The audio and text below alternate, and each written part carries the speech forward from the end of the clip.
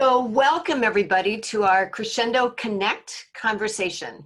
My name is Lisa Griebel and I am president of Crescendo Inc. And I am just so excited to see all of these fabulous EI practitioners on the call today. It just is so amazing to me that we have collected such incredible people over all these years. So thank you all for joining us. So before I begin, I just want to set the context for our Crescendo Connect conversations. So the purpose of our conversations is to provide you with an opportunity to learn more about how practitioners are building emotional intelligence into their practices. So that said, it's my pleasure to welcome Shannon Murphy Robinson as our guest speaker today. And I've invited Shannon to share her expertise working with neuroscience and resiliency while also exploring the connection to emotional intelligence.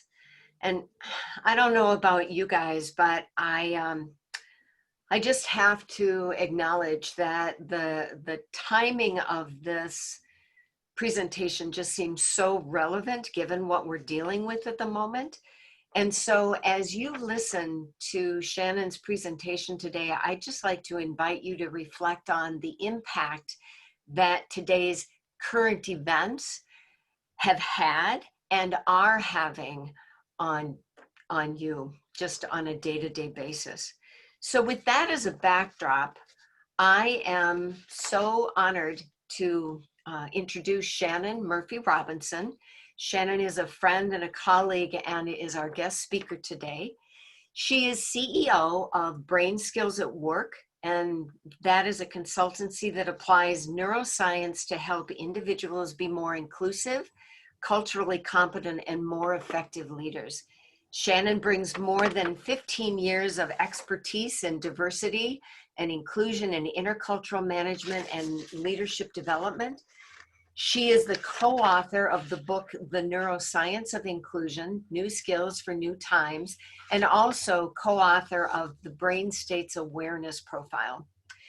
Shannon has successfully created and implemented large-scale training initiatives for companies like Deloitte, Christus Health, Medtronic, Bar Engineering, the University of Michigan, and so many more companies. It's a really impressive client list that she has.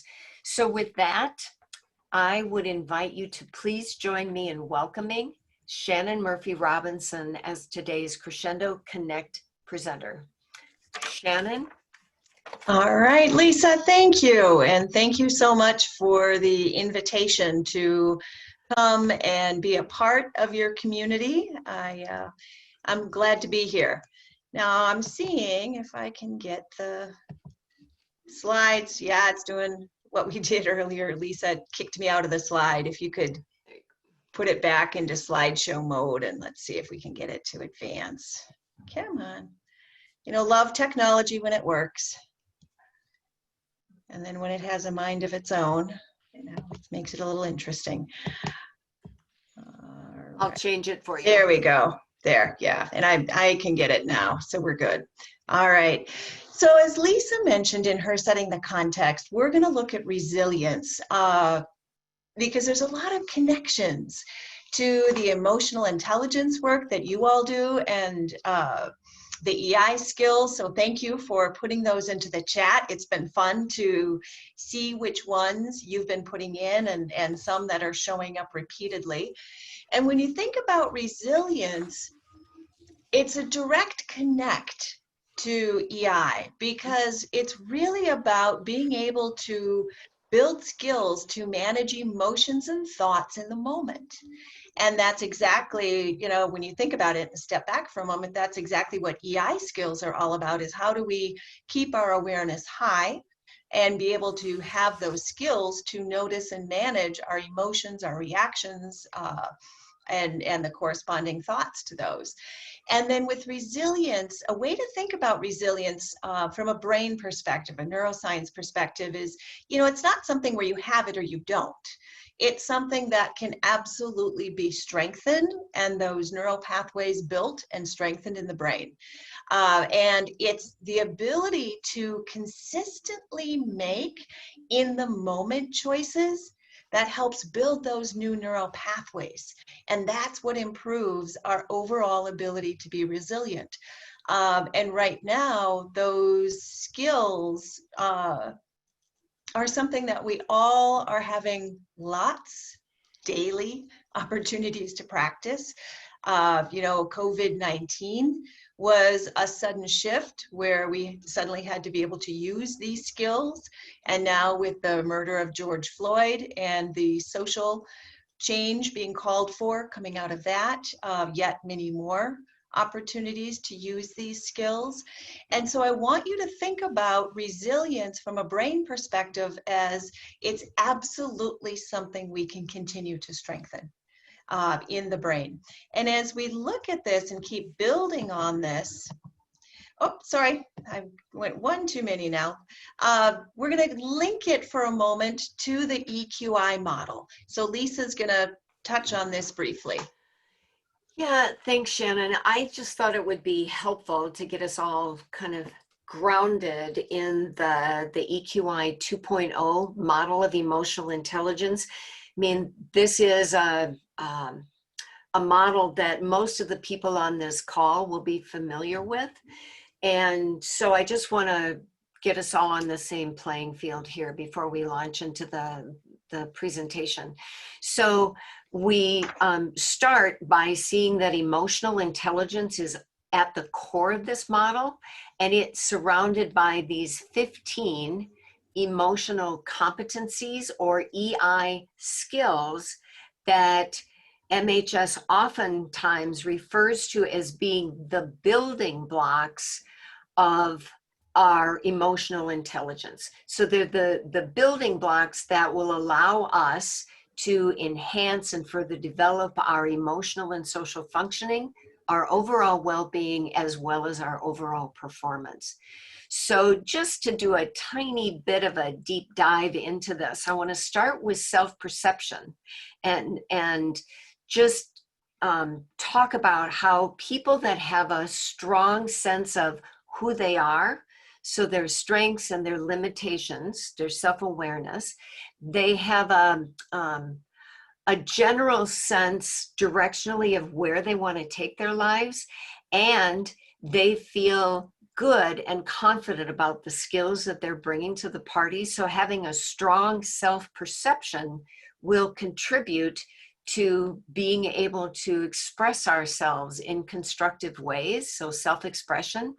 And then self-expression will contribute to a strong interpersonal, because using those skills constructively will contribute to our ability to be able to make and develop and maintain mutually satisfying relationships, or the interpersonal. But also remembering how emotions and understanding how emotions play out inside of us will contribute to our ability to be able to make better decisions as well as manage our stress.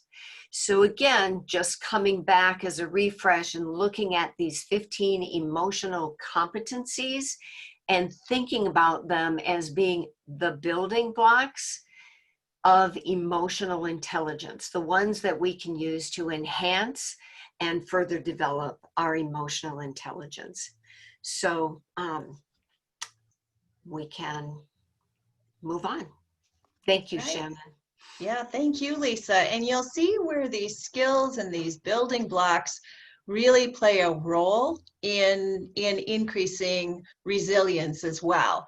And I've got a question for you I'd like you to think about. Hang on just a second here.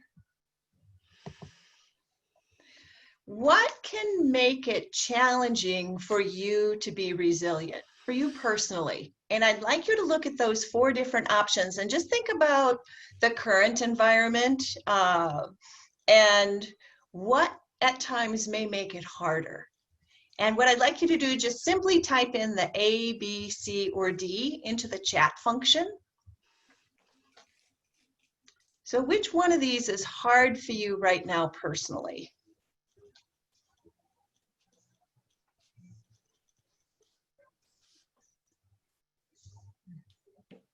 E for all of the above. Good one. I have my moments where, yeah, I would totally agree with that. All right, seeing some B's, D's, A's, C's, okay.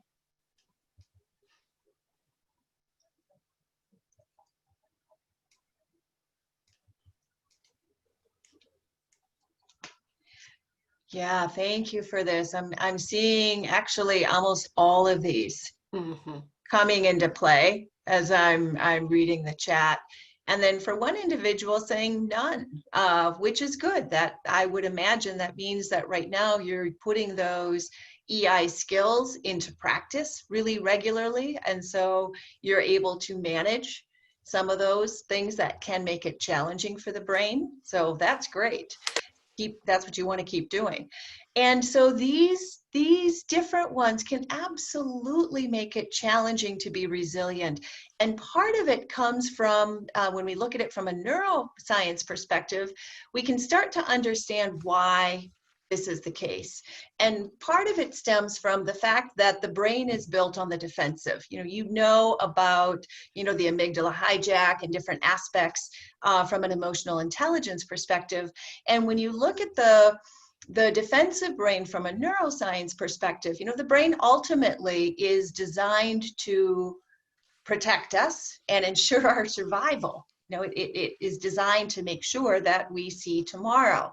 And so 24/7, the brain is trolling for threats, real, perceived, any type of potential threat. Now, initially, it was often physical threats that would trigger the fear circuitry in the brain, and the defensive brain would come online. What's happening now is it's combination. It's interesting because we're seeing the physical threat, like with COVID-19. There's an absolute physical component to that. When there were some of the rioting and arson and some of those aspects, physical safety issues that came into play there, absolutely. And then there's also another component that is equally a strong response in the brain, and that is psychological or social threats. When these are triggered in the brain, it will trigger a defensive brain reaction just as strongly as a physical threat.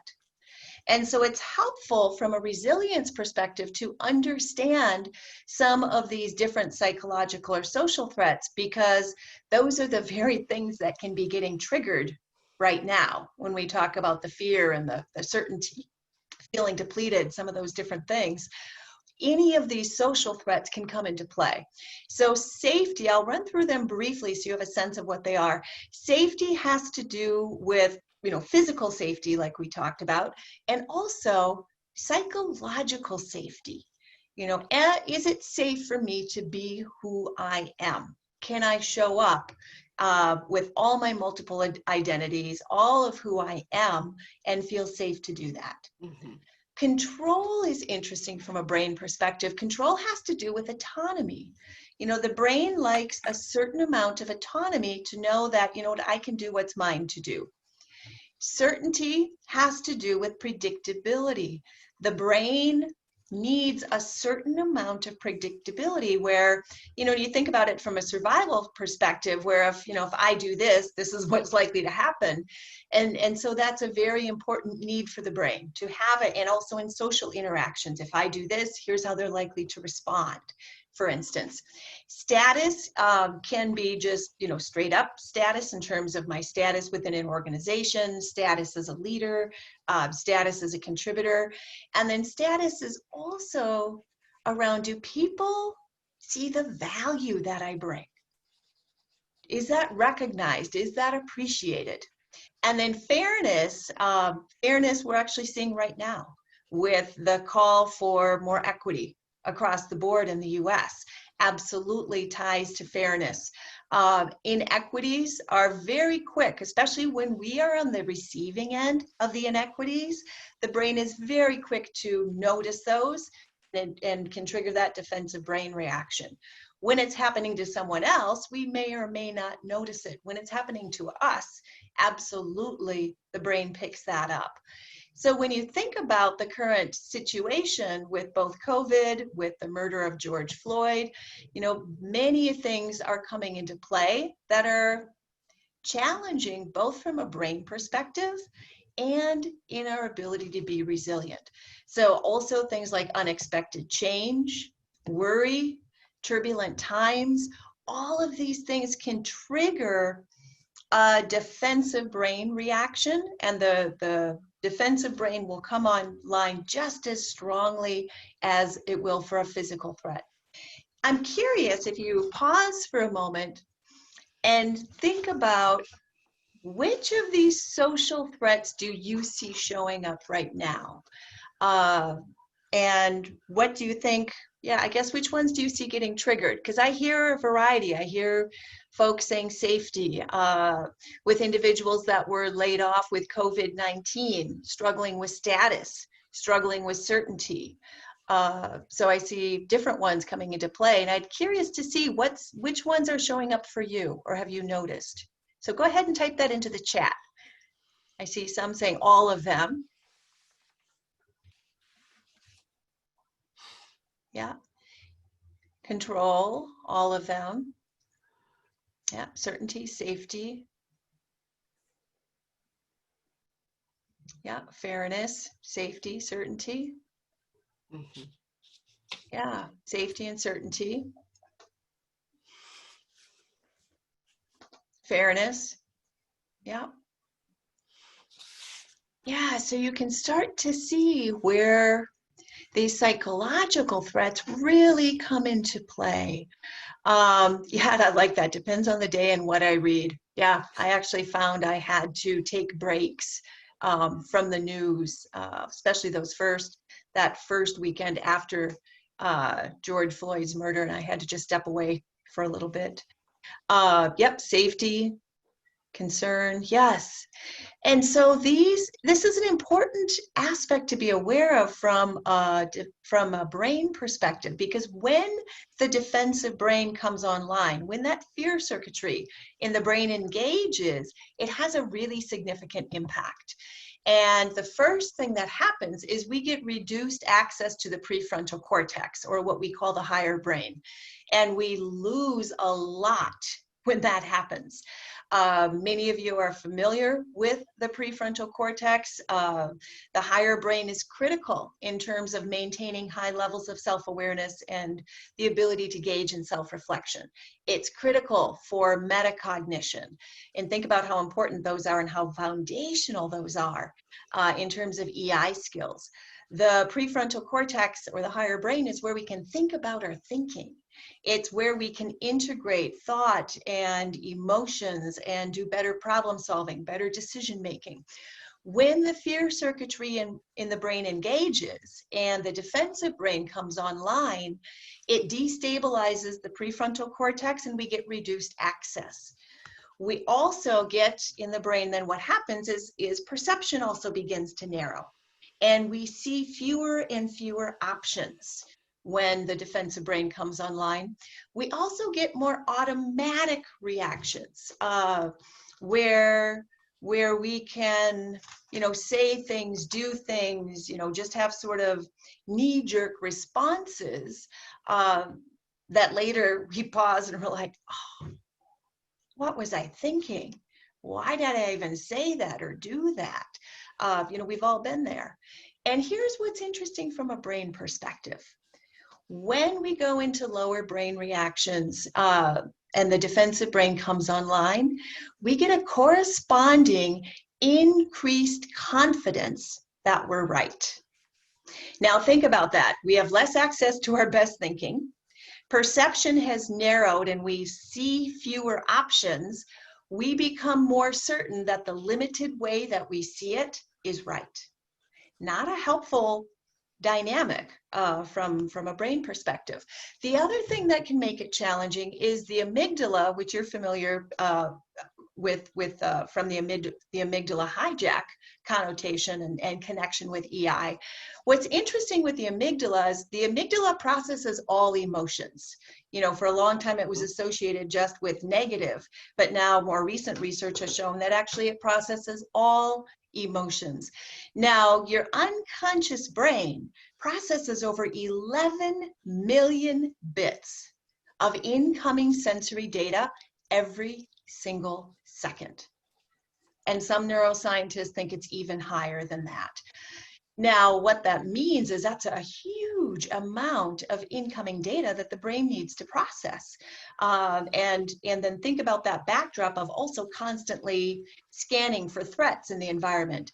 And so one of the ways that the brain is able to process very quickly is the amygdala works on what's called low resolution. Think about like if you took a bunch of photos on your phone and you just looked at them on your screen and you have the little thumbnails, the resolution's not that great, and then later you upload them on your computer and you see the nice full, you know, much higher resolution. Pretty much the way the amygdala works on that low resolution. And what it does then is it makes the brain prone to what are called accidental connections, especially if there's strong emotional memory attached to previous, you know, memories that have been stored, where there's a strong emotional component, and then something now sort of resembles or something, you know, it's sort of like acts like a duck, sounds like a duck, could be a duck to the brain will connect those two. I'll give you an example of this. With the COVID right now, my youngest daughter has Down syndrome, and for her, she's very high functioning, and for her with Down syndrome also means she has a compromised immune system. So she doesn't bounce back from things quickly, she gets sick more easily, you know, those sort of things. So with COVID-19, been working really, really hard to shelter her and protect her and shield her as much as possible. In fact, today is probably the first day she's leaving the house to go into a public space in a long time. Or she's left maybe once before. Yeah, she did, because we had to go to the doctor. But here's the accidental connection component. When she was about 3, she got H1N1 virus that was going around at the time, and she didn't wake up for school. Probably one of my scariest parenting moments, when I went to wake her up and she flopped over like a rag doll, rushed her into ER. And when we got into they took her in right away. And when they went to take her temperature, the thermometer didn't register anything. And the nurse thought, well, this is odd. And so she went out, came back with another thermometer, no temperature registered. And then she realized my daughter's core body temperature had dropped so low, it would not register on the thermometer. And so now fast forward into this COVID environment, and about a month ago, she wasn't feeling well. And so I took her temperature and it seemed a little low. So about 20 minutes later, I took her temperature again. This was in the evening, and it was dropping. I took her temperature again, and at that point I pulled out, we have 4 different thermometers. I pulled out all 4, and this poor kid, I'm like sticking all these different thermometers in her mouth, and I'm starting to go into panic mode because I see her temperature dropping. And my brain automatically connects, of course, to all those emotions from when she had H1N1. And thank goodness from a brain perspective, I knew that was what was happening, because what I wanted to do was go into total freak out mode. And yet I knew that was going to be completely unhelpful. And if I just scooped her up and rushed her into ER, that was also going to be unhelpful, because I didn't want to risk more exposure. And that's what they were telling folks with the COVID-19. And so I was able to get in touch with the nurse, be on the nurse's line, and have conversations 2 or 3 times while I continued to monitor. And where we got to is they said, if she hits 96 degrees, you need to bring her straight in. She got as low as 96.2. and then started to go up. And it took every skill that I have to manage my emotions, to manage my thoughts, and find my way through that. And knowing about these accidental connections absolutely helped. Or I could have very easily just been washed over with all those strong emotions, all that fear, and it would have been completely unhelpful. So knowing that the amygdala operates this way is really helpful. So sometimes, like if you have something that happens and you feel suddenly you're flooded with emotion, and when you step back, you're like, well, it doesn't seem completely connected to this current situation. It may not be. So be aware of that, and it's helpful to be aware of that. A couple other things too is when the lower brain comes online, we get much more defensive and much more negative. We often talk about that in terms of awfulizing, where the brain gets caught very quickly, very easily in negative thinking, feeling loops.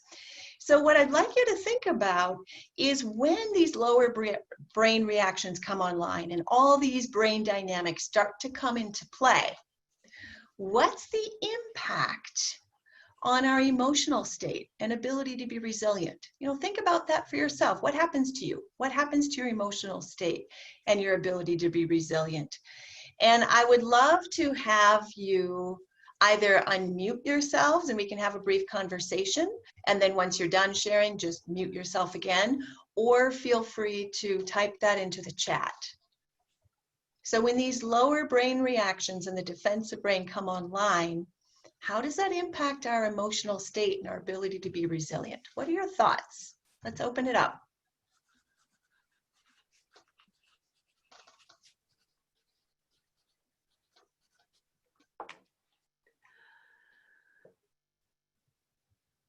And again, you can type in the chat, or for the brave souls, feel free to unmute yourselves and share a couple thoughts.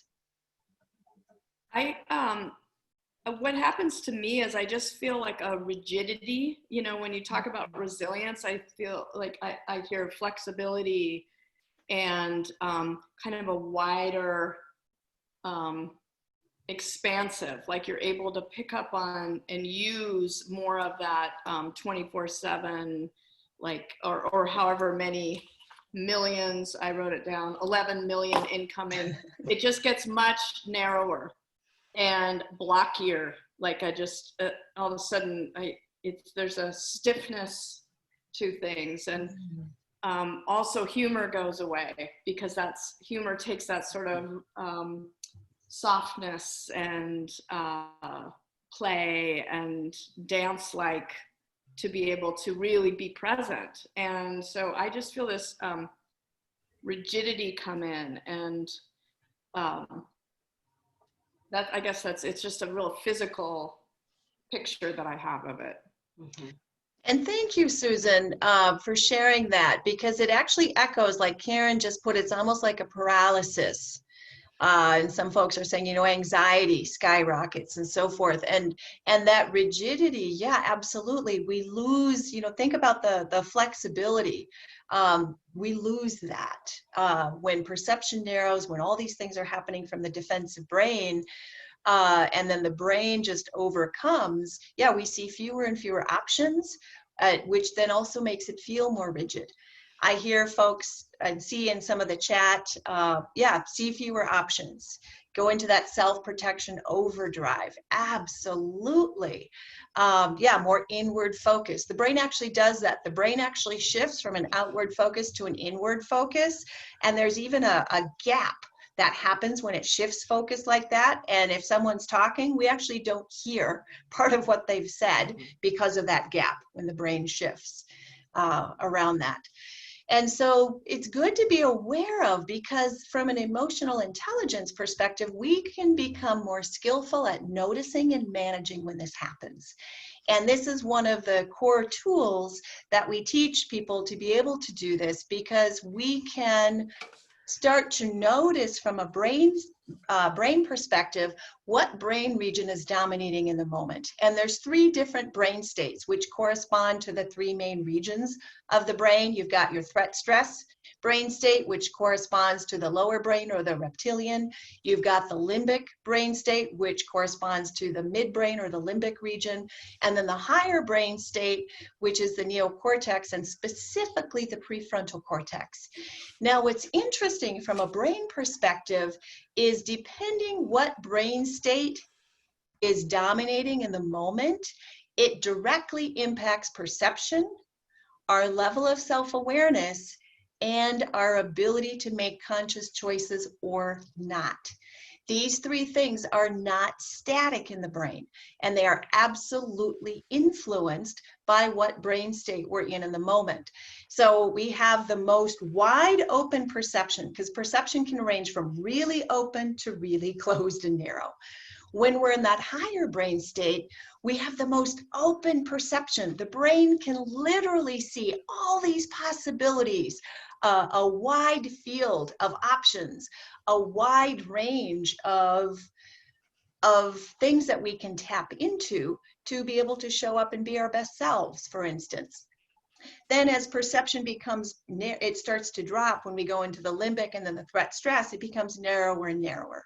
And the brain sees fewer and fewer and fewer options. Choice ranges from being very conscious, where we can be really intentional in how we want to show up, how we want to manage our state, how we want to respond, both internally and interpersonally. And so we can do that when the higher brain is online. You know, when you think about those moments of being your best self, think about those moments when you're being resilient, you're managing your thoughts, your emotions, you're able to keep your best self online in the midst of difficulty. That's the higher brain state. That's what allows you to do that. And then self-awareness, you know, it's a bit of a paradox in terms of the brain and neuroscience perspective. You know, think about in EI, it's core. It's so fundamental. In fact, we often talk about it like in the diversity and inclusion and cultural agility work that we do, the leadership development work we do. We often refer to self-awareness as a mega competency because it's so central in inclusion, in leadership effectiveness, how we show up. And from a brain perspective, self-awareness is absolutely a paradox because it will fluctuate based on what brain state is dominating in the moment. So we have the most self-awareness when we're in the higher brain state. And unfortunately, when we're in the threat stress, just when we need it the most, the brain has the least amount of access to it. You know, and here's what's interesting with these brain states. We can fluctuate in and out of them all day long. You know, think about if you've been in a great mood, you're productive, you're in the zone, you're getting things done well, and then suddenly an email pops up. And simply seeing who the email is from or what it's about triggers a reaction, and that good mood is long gone. That productive state, long gone. And now we find ourselves in a reaction. So we can fluctuate in and out of these brain states often so quickly and so unconsciously that at times it can be challenging because it can catch us off guard. And the good news is that we can become more skillful around this. We can start to learn to notice and recognize, and there's 2 core skills I'm going to introduce you to, and then you're going to get a chance to work with, to be able to recognize what brain state we're in the moment, and then be able to shift so that we can re-engage the higher brain when we realize we're losing access. And that can be really helpful, even to know we're losing, to know we're losing access. I had a call with a colleague a couple weeks ago, and a couple different things had happened, and I knew I was in the limbic brain state when I had to go on this call. And I was able to tell her, because we work with this model so much and developed it together, I was able to tell her, I was like, you know, I'm hanging on to the limbic brain state right now by like my fingernails, ready to drop off the cliff into the threat stress, and then shared with her all the things that were going on. And so being able to recognize is really important. And so we can learn to recognize, and then we can become skillful at being able to shift and re-engage the higher brain. So in terms of recognizing, one of the ways that we can learn to recognize is by really the core competency here is around really noticing and training ourselves to notice our cues, our physical cues, our emotional cues, and our thinking cues. Because each brain state, as we fluctuate in and out of brain states, it will shift these cues. So for instance, think about when you're going into a reaction and you're having a strong emotional reaction to something. The first thing that happens is our physiology changes. You know, when the amygdala fires up, you get the cortisol, the adrenaline, you know, the physiology and the body shifts. So I'm curious, when you think about physical cues, what changes in your physical body when you're going into a reaction? Just type that into the chat briefly. What shows up in terms of physical cues? Yeah, teeth clenched. Yeah, the good one. I'll hear that one quite a bit, or the jaw, or just everything like, or muscles will tighten up. Yep, tight muscles. Ah, cheeks turn pink, throat tighter, shallow breathing. Yeah, for a lot of people, it's like, I teach executive presentation skills, and for the folks that hate presenting, yeah, I see them like even stop breathing. It's like, okay, breathe. Yeah, feel the pit in your stomach, very tired.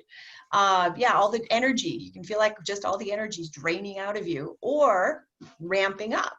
Yep, heart rate increase, shake head, or sometimes people can even get shaky.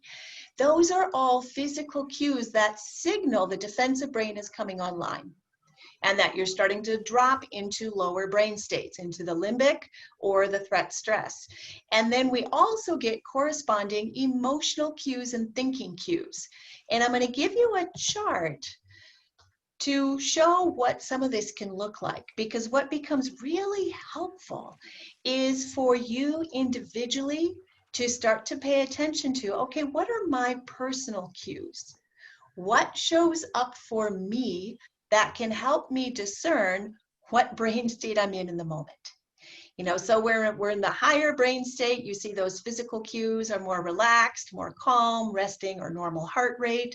As we start to shift into the limbic, exactly some of the things you talked about, the tenseness, the tight gut, breathing, all those things that get start to ramp up. And then as we go into that threat stress, get amplified even more. And then our emotional cues we can learn to pay attention to. And this is something that all of you are trained in, to really start to notice. If you start seeing yourself tipping toward negativity, if you can feel, someone mentioned, for instance, anxiety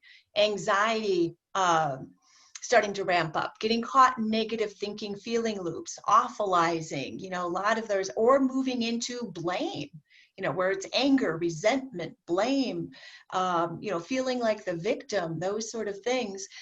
You can start to use those emotional cues to recognize, okay, shifting into lower brain states now. Same thing with the thinking, because our thinking and our emotions and our physiology are all so intricately tied to each other.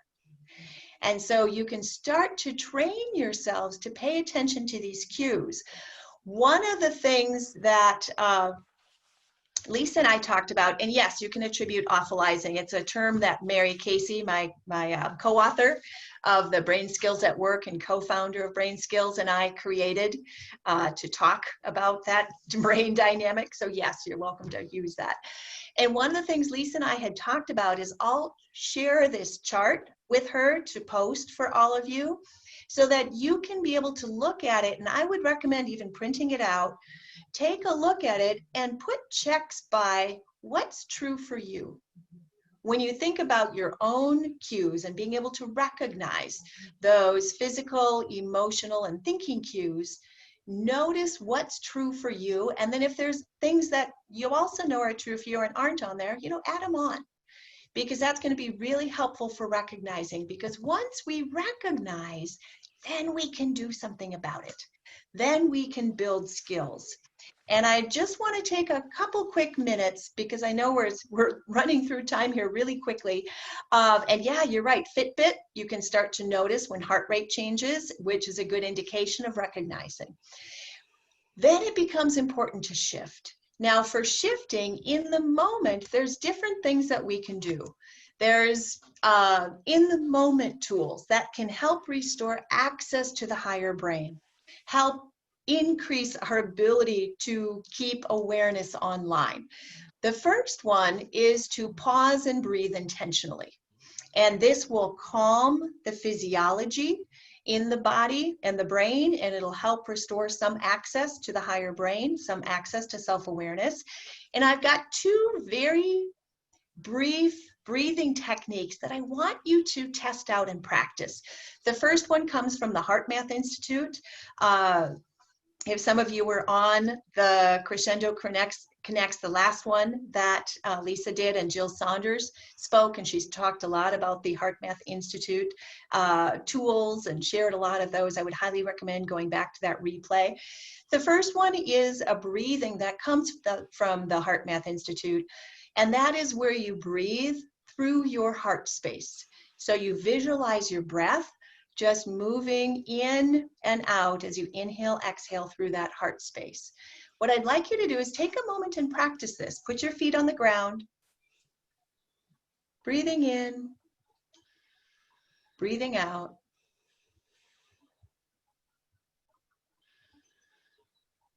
Take a few breaths, moving that breath in and out through your heart space. You can even put your hand on your heart if that helps. That's one really effective tool. The second one that you can do that will help to calm the physiology, it'll help recenter, and it'll restore some access to the higher brain, is where you breathe and you visualize that you're sending the breath right through your body, so right through your torso, right through your legs, out the soles of your feet, down into the ground. And I'm going to give you a moment to practice this one also, because for some people it's easier to visualize on the inhale. Other people it's easier to visualize on the exhale. So again, take a moment, put your feet on the ground. If it's easier, you can close your eyes. And as you breathe, visualize that you're sending your breath right through your torso, right through your legs, out the bottoms of your feet, down into the ground. And do a few of those.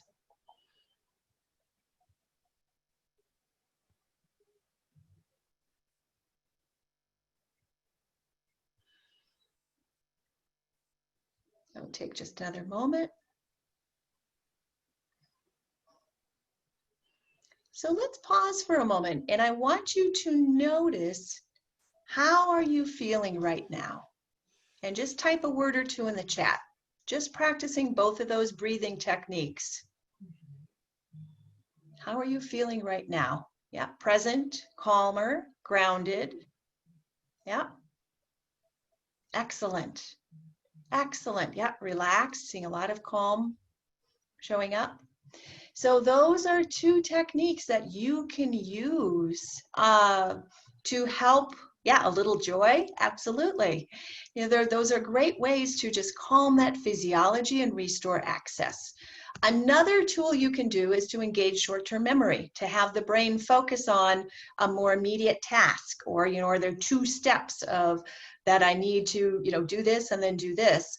I had one individual where she said if she's in a meeting and suddenly flooded with strong emotions and didn't want to cry in the meeting, she'd count by sevens.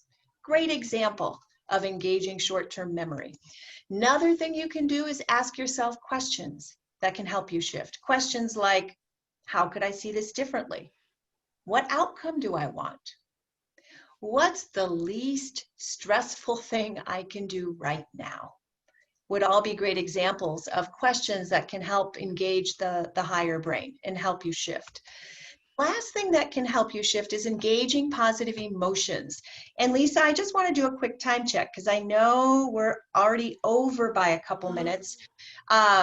Should we pause here or take just a couple more minutes to touch on the positive emotions? What do you think?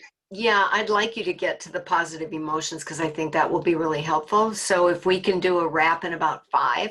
Okay, that'd be perfect. great. Yeah, Thank you. I can do that. Excellent. I just want to make sure that we're moving in time that works for everybody. So with positive emotions, come on, there we go. Positive emotions are hugely beneficial in helping to shift. A lot of the research that's been coming out shows that positive emotions fuel brain processes that build resilience, broaden thinking, and increase overall health. And there's a tremendous amount of benefit. What some of the research is showing, first and foremost, is that positive emotions help stabilize the higher brain. So where strong negative reactions, strong negative emotions will destabilize that prefrontal cortex, that higher brain, very quickly, positive emotions do the opposite. They also improve cognitive functioning. They support optimism and curiosity, increase empathy, which is one of the EQ skills that we were talking about even at the very beginning, and compassion, open-mindedness. They support motivation and engagement. And as you all know, emotions are contagious. They get picked up through the mirror neuron system and replicated in other people's brains. And then health and vitality, huge benefits around that in terms of lowered blood pressure. You can even just think about now doing those breathing exercises, and we weren't even engaging positive emotions yet, how you felt more calm. Boosting the immune system, cortisol reduction. And what the positive emotions do really effectively from a resilience perspective is they will quiet the fear circuitry in the brain and allow us to have more access to the higher brain and more open perception, more conscious choices, and higher levels of self-awareness. Now, what's great about positive emotions as well is it's not just thinking positive thoughts. It's not just being Pollyanna or putting on the rose-colored glasses. What really gives the most benefit is feeling the emotions, experiencing the positive emotions. That's what stabilizes the higher brain and then gives us almost like the higher brain plus, where we can see an even more expanded range of options. We can, have much more that we can access when positive emotions are online. Now, here's the good news, and this is the last thing that I want to leave you with, and then we'll open up the last couple minutes for questions and for Lisa. We can train ourselves to self-cultivate positive feeling states. It's not like, we need to wait for something to happen to feel good about it or to be happy. We can self-generate positive emotions. Again, referring back to the session that Jill Saunders did with the HeartMath Institute's tools, one of the great tools, because they've done a lot of seminal research on positive emotions and the ability to generate, self-generate, and sustain positive emotions. And this is one of their tools that I'm going to teach you it's called a heart lock-in. Why it's so important for us to build these skills is because when the brain perceives a threat, compared to a reward, it fires up much more strongly, much more intensely, and it will take any positive feelings and wash them away instantly and take them right offline. We actually have to strengthen the neural pathways in the brain to sustain positive feelings. So here's one way you can do that, and this is called a heart lock-in. Again, it comes from the HeartMath Institute, which is based in California. And what I'd like you to do, and this is the last thing we'll do, is give you a chance to practice this. So I'm going to have you again just get yourself both feet on the ground, get in a relaxed position. Just take a couple breaths, just to pause for a moment. Then what I'd like you to do is take your attention back to the heart and the space around your heart, and do the heart space breathing that we did a moment ago, where you visualize just gently breathing in and out through your heart in that area. Do 2 or 3 of those.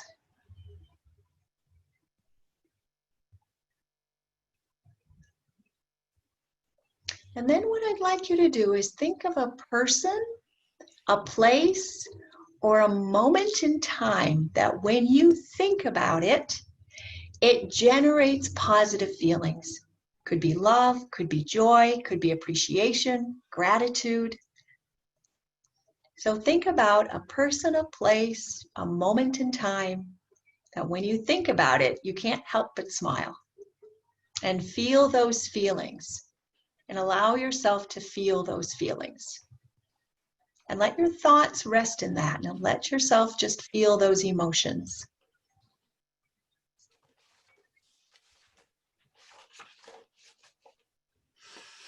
And if your mind wanders for a moment, that's all right. Just gently bring it back.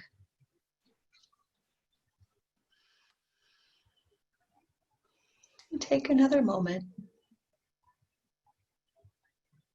And then gently come back. So take a moment and notice, how are you feeling now? What do you notice about your emotions, your thoughts, how you're feeling? Type that into the chat briefly. What are you noticing?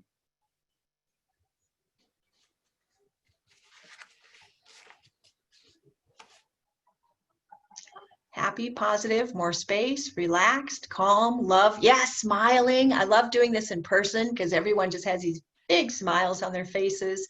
Joy, life is good, loved, more open. And we did this for maybe 30 seconds or so. You know, this is a tool that you can use throughout the day. You can set even just reminders for yourself, or, you know, every time you stop checking email, you go to do something else, take 30 seconds, do a lock-in, do those breathings, you know, use these tools, because the more you use them in the moment, the more you're going to create those pathways in the brain that are going to help create long-term resilience. So I want to turn it back to you, Lisa, now, so that we can move a couple resources as well. This is our book that Lisa mentioned at the outset, Neuroscience of Inclusion, New Skills for New Times. We've also created the Brain States Awareness Profile, which gives people insight into their brain state tendencies, and then specific skill building strategies for what you can do to increase your overall capacity to be in the higher brain more of the time. And we do certify people in the profile to be able to use that tool, and we'll have one later this summer. So if that's something you're interested in, you can reach out. And then Lisa, I will turn it over to you. Great. Thank you so much, Shannon. This has been just a fabulous presentation, and I suspect that people got a lot out of this. And I think it's always helpful when we can think about emotional intelligence in the context of, in this case, resilience, but in the context of other topics, because emotional intelligence is a part of all of us, and we use it all the time to a greater or lesser degree. And I really appreciate the connections that you've made, and I think they've been really helpful for all of us. So I am going to invite people to ask questions. You can do this, you know, by unmuting yourself, or by typing in a question in the chat box, whatever is most comfortable for you. So I'll give you a couple seconds here to just pull your thoughts together and maybe your questions, and we can move on from that. But I have a question as people are thinking. I just had a conversation over the weekend with a family member, and he was sharing some conflict that he's having with other family members. And at the end of this conversation, all I could think about was the two people that are in conflict with each other. It seems like they like being in this lower brain state, because everything that you had on that chart, you know, talking about the different reactions and responses and the physicality of the different brain states, it occurred to me that people can really like being in and maybe getting stuck in a lower brain state.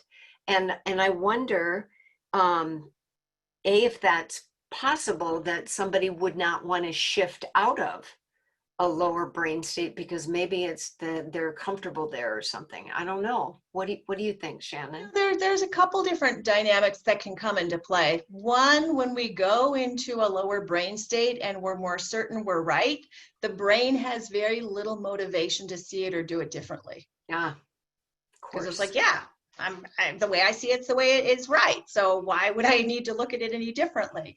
And then there are also instances where if someone is in particularly lower limbic or moving into the threat stress, where you know, the brain can get like that cortisol production can kind of get stuck on, if you will. And so, you know, there's different dynamics can come into play. I also want to touch on, someone had put a question in the chat about what are the main differences between the limbic and the threat brain state as they relate to choice and self-awareness. Yeah, and perception also comes into play. The limbic brain state, and this ties a bit in with what you were just asking too, Lisa, the limbic brain state is a bit of a tipping point. On the high end of the limbic brain state, we can be tipped more toward the higher brain. We can have more access to self-awareness, more access to choice, and a bit more open perception.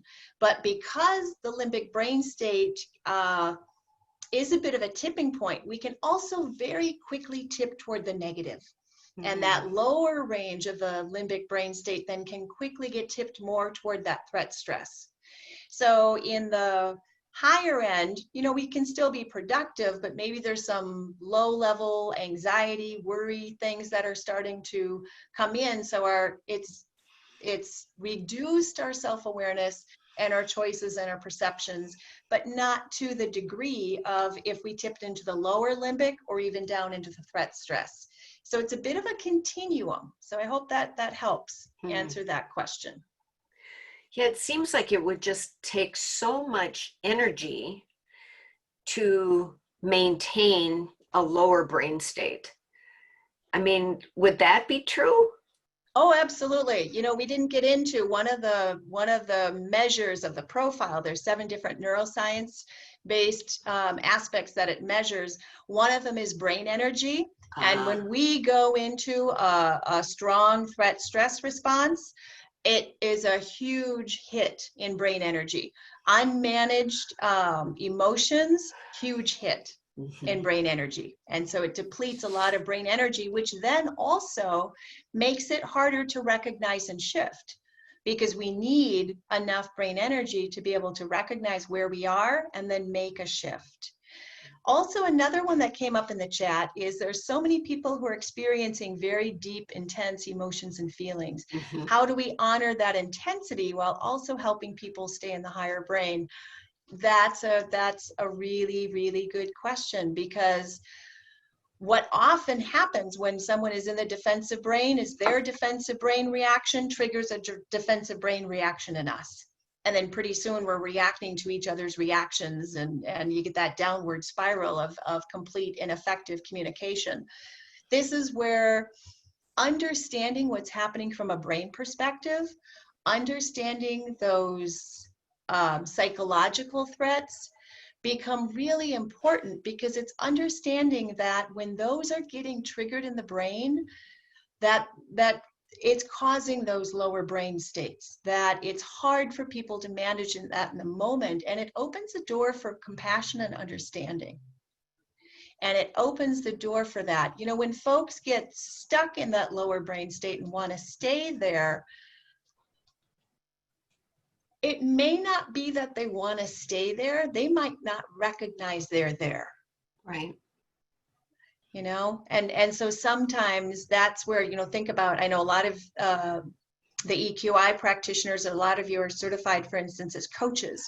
That's where then, for instance, using good coaching tools, helping people recognize. And what I have found is even when people learn about the brain states, they start to see their own patterns. Mm-hmm. I had one individual that came up, we presented at a conference. She came back the following year to our booth to find us. And she was like, you know, thank you.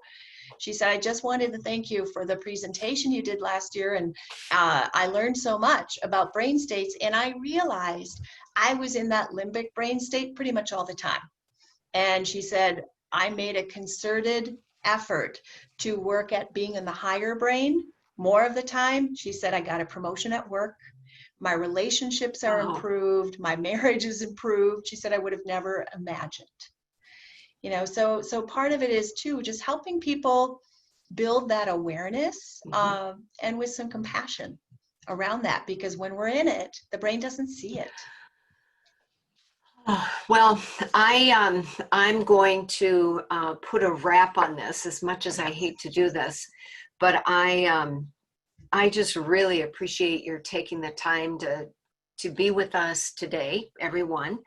And I do want to thank Shannon for sharing her perspective on emotional intelligence and resilience, as well as all of this really incredibly valuable information on the brain states and how it all plays together. So thank you for doing that. You are welcome.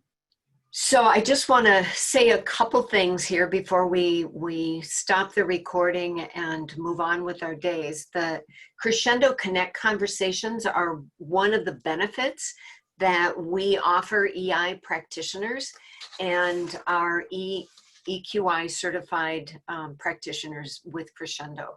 So other benefits that you can access through our certification is our members only resource center.